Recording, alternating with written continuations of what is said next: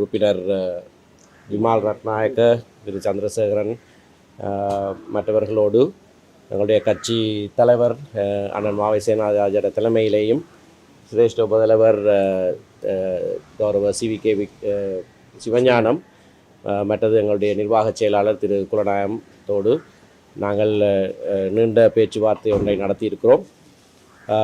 ஒரு முன்னேற்றகரமான பேச்சுவார்த்தை இது என்று நாங்கள் இதனை வர்ணிக்கலாம்.